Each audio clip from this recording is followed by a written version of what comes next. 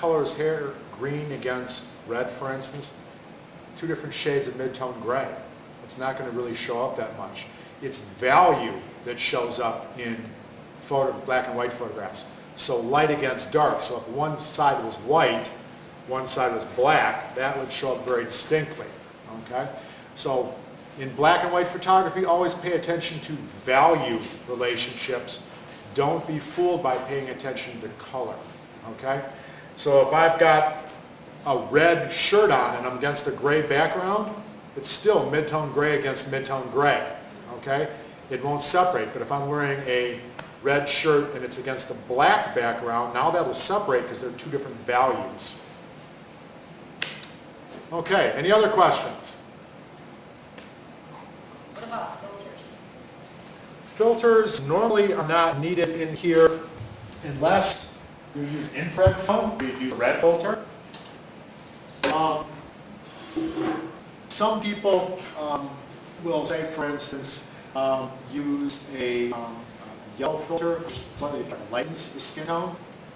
You can do that. Some people will use soft focus filters to soften the sharpness, give it more of a kind of a hazy, more romantic sort of look.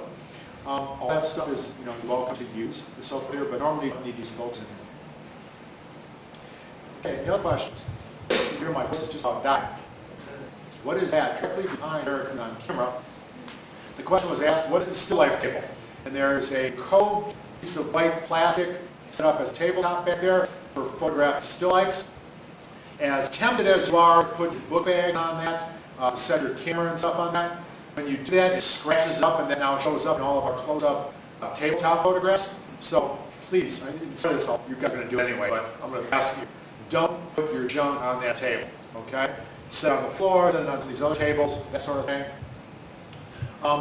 We've got a semi-functional kind of stereo over here that plays CDs and radio. You're welcome, of course, to play some music in here. Just keep it down to a level where if I'm in the classroom next door teaching, I don't feel like I'm feeling like something's bumping the wall or something like that, Other questions? Okay, yes. You hit the left hand button, what's your question? And I'm glad you asked that. No. Okay? Flat out no. I love animals. But some people are allergic to pet hair and pet dander, and so as much as I would love for you to be able to bring in your dog or your cat in here, just can't do it. Not to mention that, I don't want to smell like animal pee in here or something like that. That's not allowed. Cigarettes look really cool when they're photographed lit. It was weird actually when they're unlit and they're photographed no lit in the cigarette in there either. What about reptile animals? Lizards? If you don't tell me about it and it doesn't pee all over my background, what I don't know probably won't hurt me, okay? So yeah, I just happen to see that your model's wrapped up in a boa constrictor or something like that. As long as it hasn't whizzed on the background, I'll be okay with it. Other questions? Are we allowed to use like a little background and stuff? Yeah, you're welcome to use the props. I keep my mannequin in a locker, but I'll let you use her if you ask me ahead of time. Some props I'm honestly sick of using. Every semester I swear I'm going to throw that pulling away because I'm sick of seeing it in photographs. But then every so often I see it used well in photograph, and I say, oh, okay, maybe I'm glad I left it there. More oftentimes not bringing in like new things. I mean, the chairs that are here are functional, but they aren't real photographic. They're kind of ugly, okay? So you might want to bring like a cool, stylish chair rather than have your subject sitting on some kind of like a school-grade stool or something, which is particularly photographic, okay? Photogenic, I should say. Other questions? Absolutely. You want to use slower speed film unless you like grain. Most people don't like to see the face broken up into a dot pattern. And so normally I would recommend you come in here armed with a couple rolls of 100 or 125 speed film. And how do you roll color? Do you say? I would probably get the equivalent. Actually, if I had 100 speed film, I would probably get 200 speed color negative film. There's a funny thing that I'm going to explain to you when you get into the color class. Color negative film likes to be overexposed a little bit.